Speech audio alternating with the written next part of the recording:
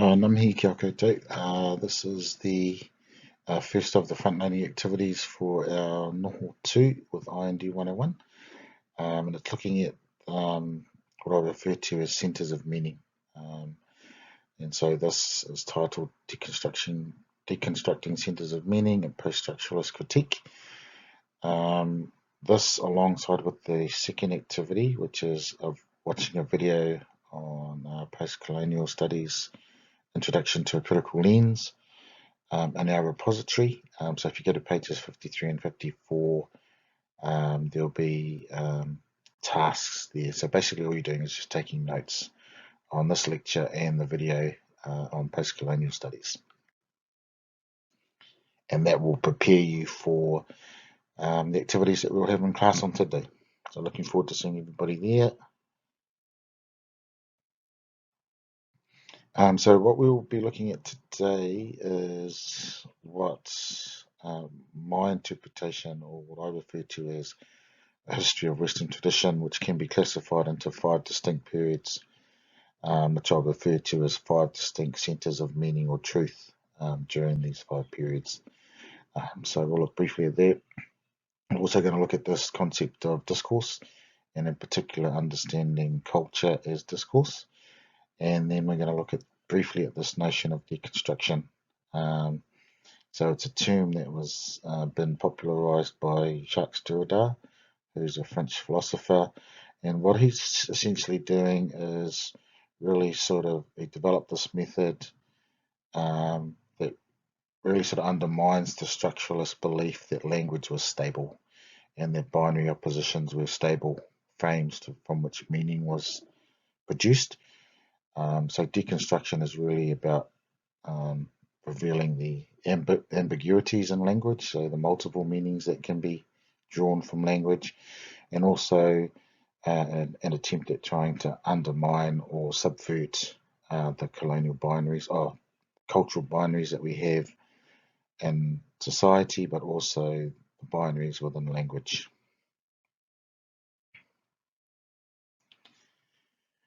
So basically this slide is really just giving you an overview of this, what I refer to as this history of Western tradition. So cultural traditions of knowledge, power and domination. So chronologically, we start from the dawn of civilization, which historians would refer to as the Age of Antiquity. And basically that's when the Greek and Roman empires were at their strongest. So the period is from 900 BC through to 500 AD, and sort of at the beginning of it was the sort of the expansion or growth of the Greek culture and societies, and then their domination by the Roman Empire, and the expansion of the Roman Empire throughout the world, and the most sort of obvious historical figure to relate to that is Alexander the Great, who expanded the Roman Empire to dominate almost 2/3 of the world, I think, at that particular time.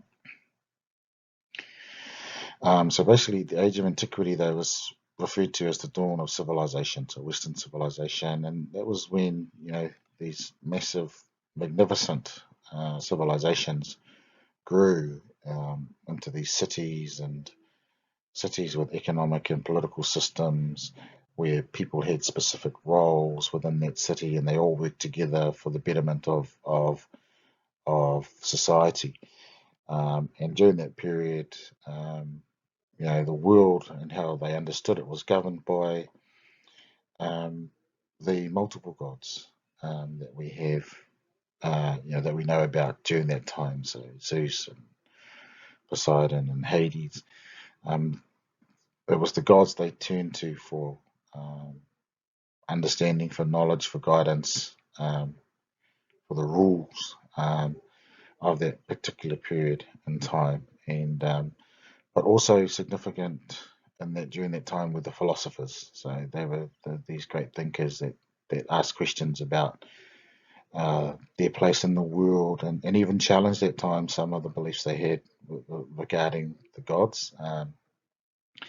but that was often not looked at kindly. And Socrates is one of the philosophers that paid for that, I think, by challenging and questioning too much. And he was forced to drink poison and was killed. So, the philosophers and the polytheistic beliefs, so the multiple gods of those times, were um, what governed, meaning and truth during that time. Though with the fall of the Roman Empire, historians will say that we fell into what is referred to as the Dark Ages. So you went away from this polytheistic uh, uh, way of understanding the world to now a monotheistic sort of one God. So Christian beliefs and this idea of the Christian God was this new cultural tradition of power. During that period, um, there were no great cities as there were in the age of antiquity during the Greek and Roman period, but you had more tribal um, settlements that were set up, um, and it was really the monarchies, the um, the kings and the queens in different parts of Europe and Great Britain that really ruled because they owned the land, and then what they did to look after the empires they needed um, an army or to protect their lands. So what they did is they gave land to lords and barons that we would describe them as today, who then gifted land to peasants.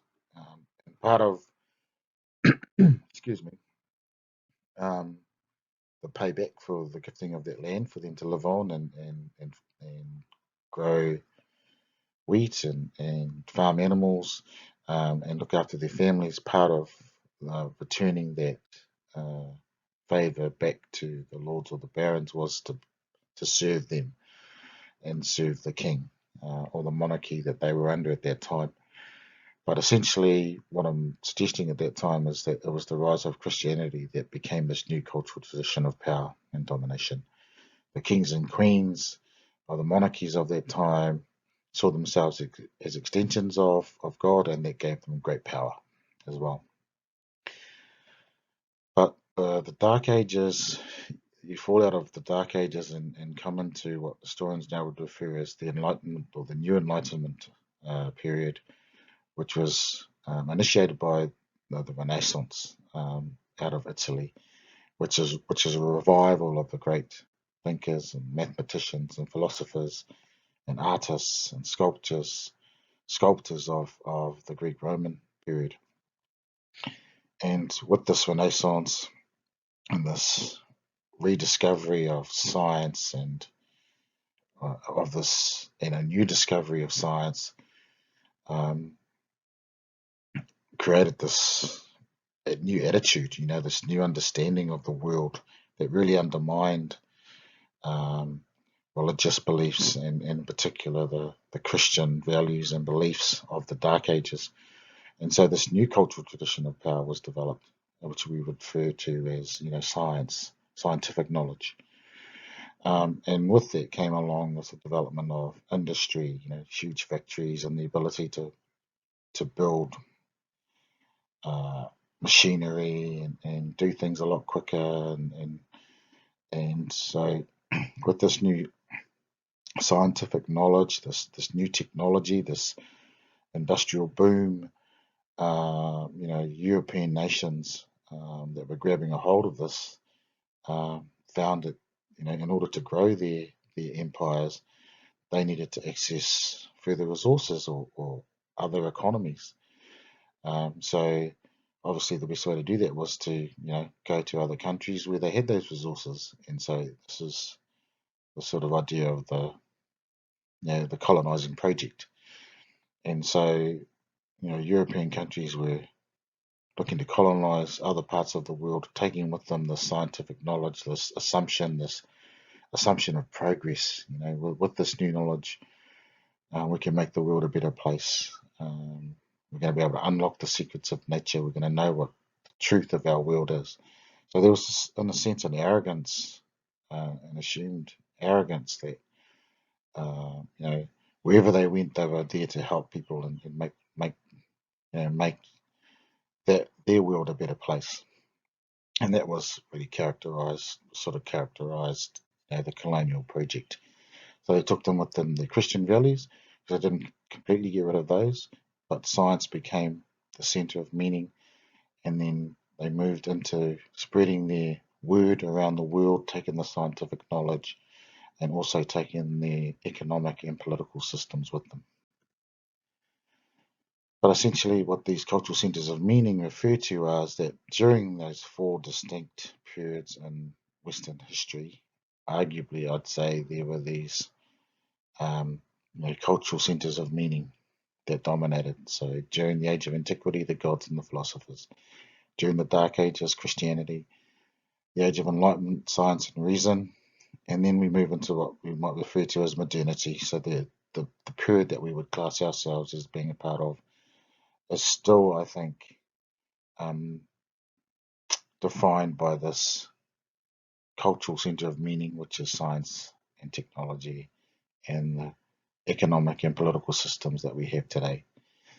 From a post-structuralist perspective, so if we're looking at a post-structuralist lens, we might add to the end of that diagram another center of meaning.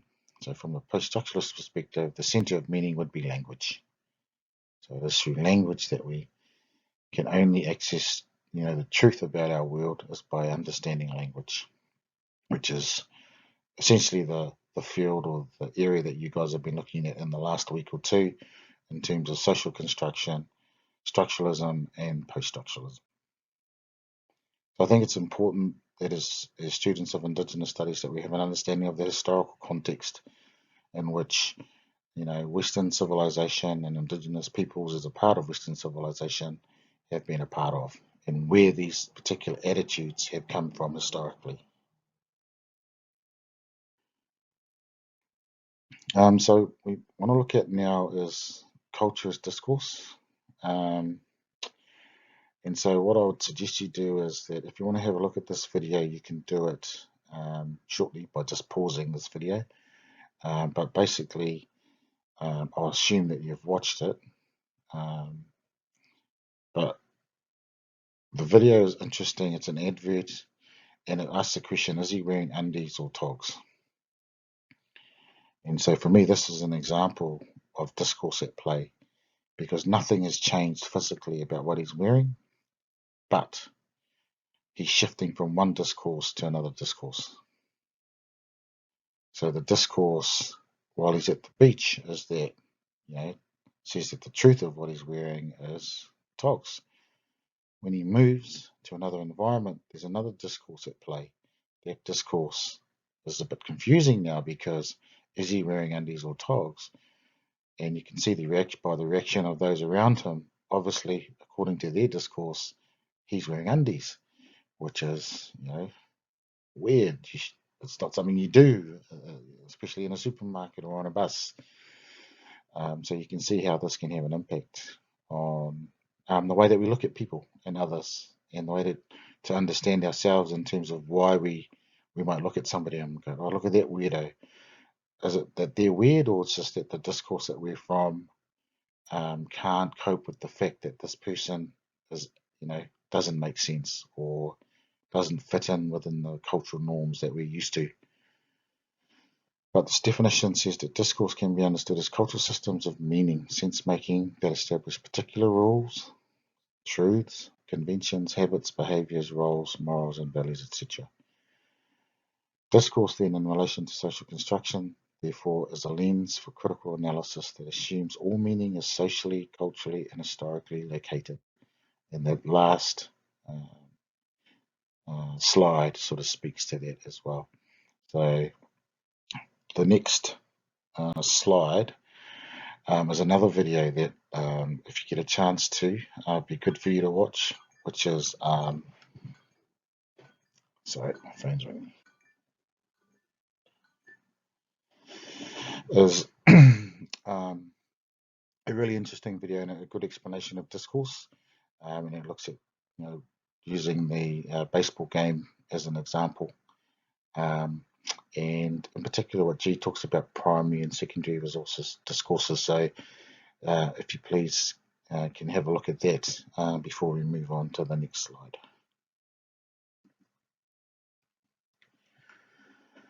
So G's talked about discourse and the way that these primary discourses shape the way we identify ourselves, the way we communicate with others, the way that we look at others, the beliefs and values that we hold.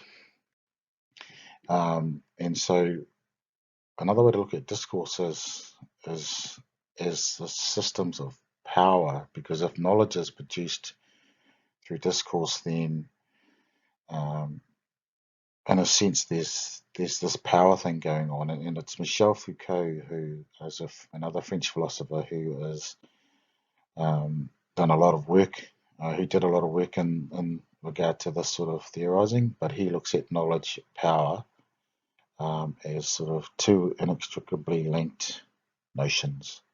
So you can't have knowledge without power, and vice versa. And so this quote here, he suggests that through discourse, power produces knowledge. Power and knowledge directly imply one another. There is no power relation without the correlative constitution of a field of knowledge, nor any knowledge that does not presuppose and constitute at the same time power relations. So simply what he's suggesting is that when knowledge becomes authorized, or when you come to know something, it's always done so at the expense of some other knowledge. So when some knowledge comes to the fore, and if we think to the slide that I did on the history of Western tradition, then you can see that, in these centers of meaning over time, one knowledge came to the fore, but as it did so, there were these other knowledges that were subjugated as a result. So this idea that knowledge and power sort of operate together is quite interesting. But he also suggests that power is something that's not held by a person or certain institutions. It's a result of it. It's not something that somebody can wield over somebody else. If you're talking about knowledge, because all knowledge is contestable. So knowledge is out there to be contested. So then power then can be contested as well.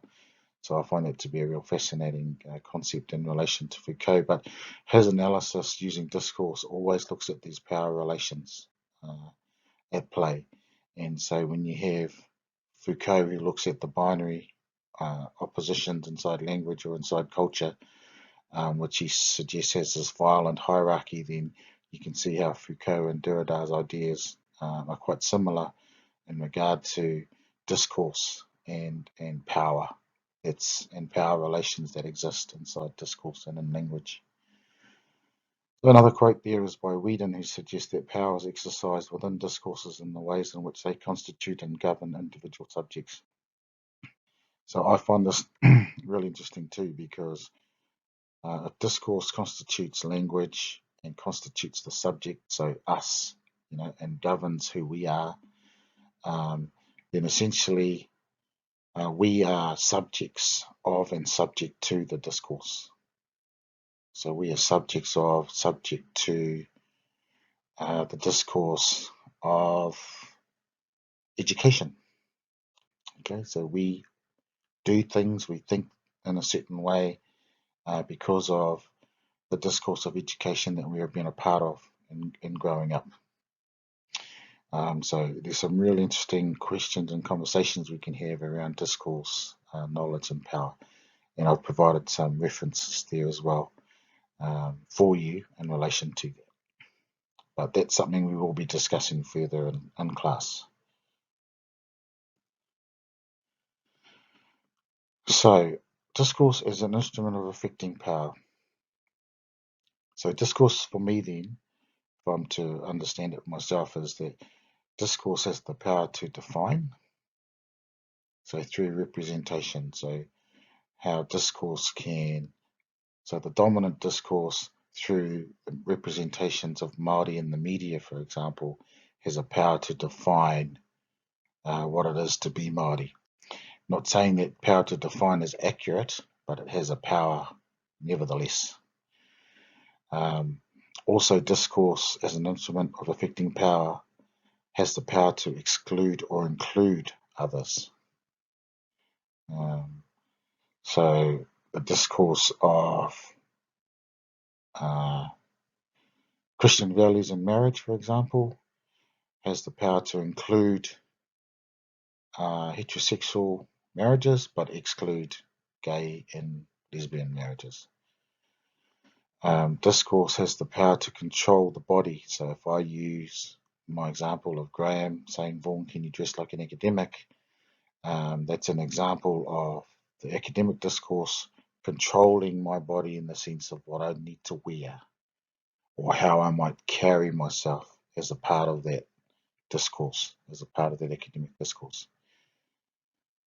And this fourth one for me was really on power to make present or absent. So the power of discourse to make things invisible or present.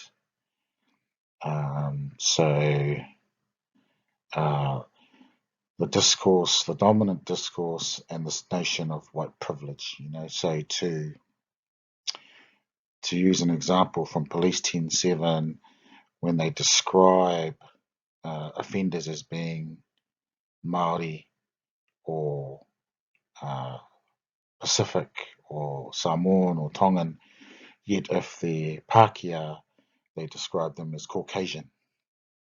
Okay, so the power to make absent the notion of Pākehā doesn't impose these negative representations of the Pākehā identity through the criminal justice discourse, the discourse of criminology, whereas it makes present the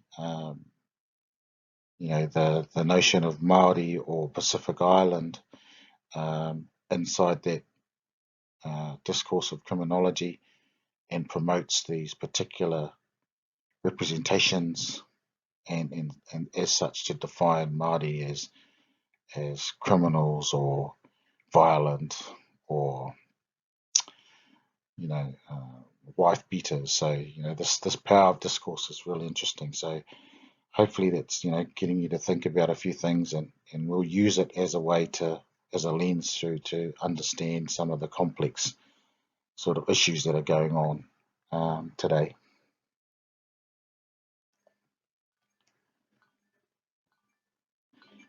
Put my phone on. And so some examples here are, the discourse of femininity. So, as women, as females, we sort of are aware that we need to dress a certain way. If we go somewhere nice, we wear makeup and all the sorts of things. We get our hair done. You're not born knowing that. That's part of a discourse that's been created over time. And if we compare that to the discourse of masculinity, it's you need to behave in a certain way, you need to be strong, you need to be not emotional, you can't cry, so your body becomes this passive instrument that reflects, the expressions and power of discourse. So then what happens when we get challenged by certain images or representations that undermine or threaten or don't fit within that discourse? How does it make people feel, to see something that's just so totally outside of the norm? And again, this is where this notion of discourse can be a really useful tool, critical tool to understand the complexities of culture and society.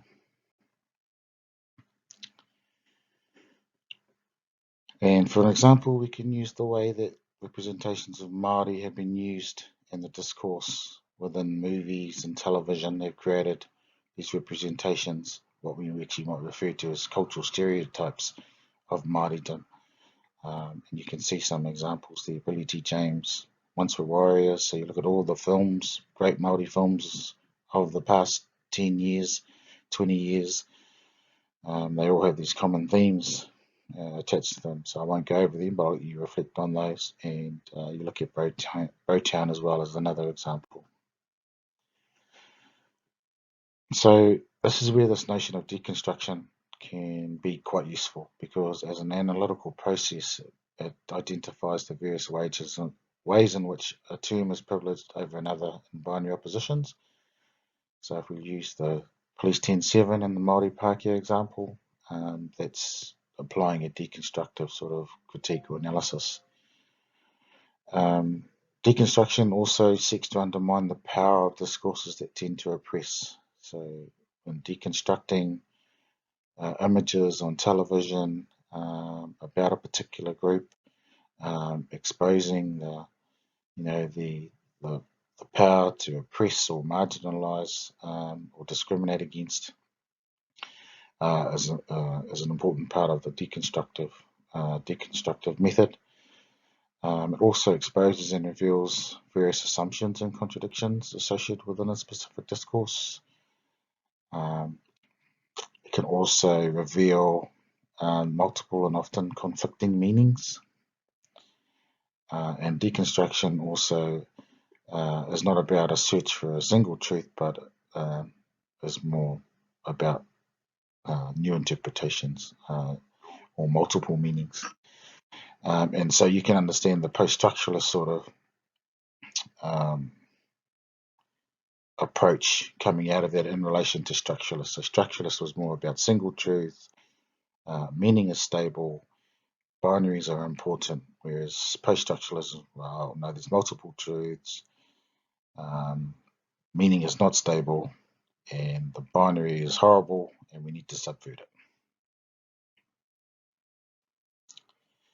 So what does this mean?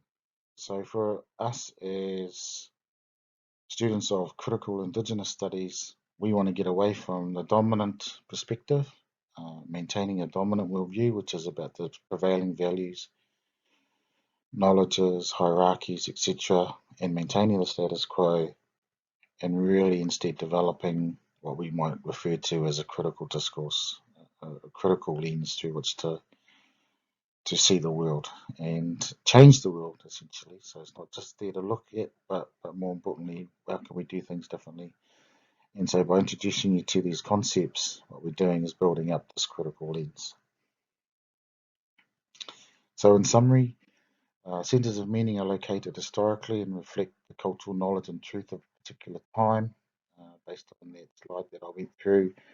Also, understanding culture as discourse provides insight into the way in which knowledge power, so I've introduced this idea of knowledge power as a part of discourse, are constituted through us, through the subject as individuals, through our body, through our thinking, through our thoughts, through our practices.